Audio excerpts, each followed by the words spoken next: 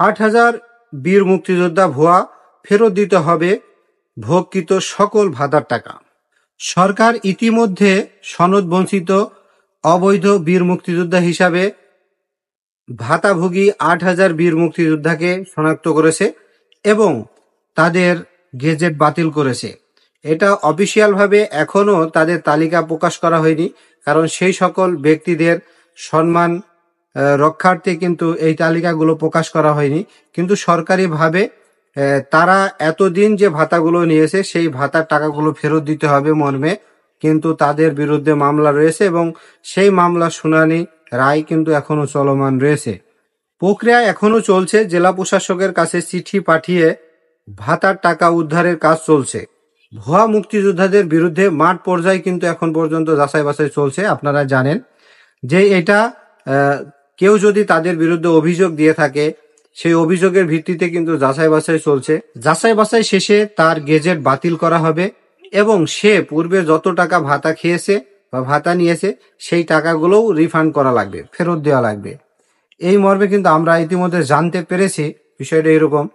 আর আপনারা এই 8,000-এর তালিকা চেন না, কারণ তালিকা এখনো আমরা হাতে পাইনি অফিসিয়াল ভাবে, কিন্তু এটা আনঅফিসিয়ালি এইরকম জানানো হয়েছে যে মুক্তিযোদ্ধাগুলো বাতিল, তাদের ভাতাগুলো নিবে, তারপরে হয়তো এই যে আপনার লিস্টগুলো প্রকাশ করবে। আপনারা অনেকদিন যাবৎ হয়তো দেখতে পাচ্ছেন বা শুনতে পাচ্ছেন যে ভুয়া মুক্তিযোদ্ধা যাচাই বাছাই হয়েছে, তাদের সনদ বাতিল হচ্ছে, তাদের তালিকা প্রকাশ হবে আজ নাই কাল এইভাবে চলমান রয়েছে। কিন্তু এখন পর্যন্ত কোনো বীর মুক্তিযোদ্ধার নাম কিন্তু প্রকাশ করেনি।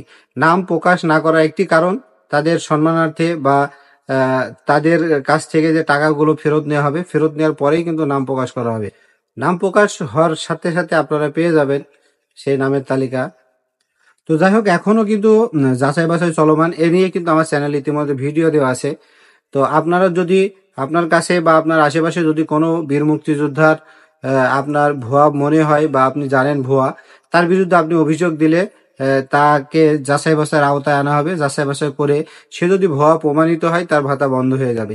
ঠিক এইভাবে কিন্তু এখনো প্রকাশ্যে না আসলেও গোপনে গোপনে কিন্তু অনেক যাচাই বাছাই চলছে বা এখনো চলমান রয়েছে এবং সেখান থেকে অনেকের ভাতা বন্ধ হয়ে গেছে। আর এখন যাদের ভাতা বন্ধ হয়ে গেছে এই ভাতাগুলো চালু করা অনেক কঠিন হয়ে যাবে। কারণ আমার জানা মতে যাদের একটা তালিকা রয়েছে বেসামরিক গেজেট, এদের কিন্তু এই যাচাই বাছাই তে সর্বপ্রথম রাখা হয়েছে এবং এদের যাচাই বাছাই কিন্তু বেশি করে হচ্ছে।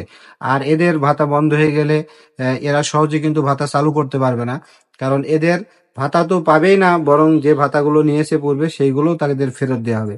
তো যাই হোক, অল্প সময়ের মধ্যে আপনাদের বিষয়টা বোঝাতে পেরেছি কিনা আমি জানি না। তো যাই হোক, যদি বুঝতে পারেন অবশ্যই একটা লাইক করবেন ভিডিওতে। আপনাদের মাঝে আমি মুক্তিযোদ্ধাদের নিয়ে যে সকল তথ্য দিয়ে থাকি, এই তথ্যগুলো যদি আপনার ভালো লাগে বা আপনার কাজে লেগে থাকে, তাহলে আপনি আমার চ্যানেলের সাথে থাকবেন। আশা করি আপনি একটা সুন্দর মতামত দিবেন।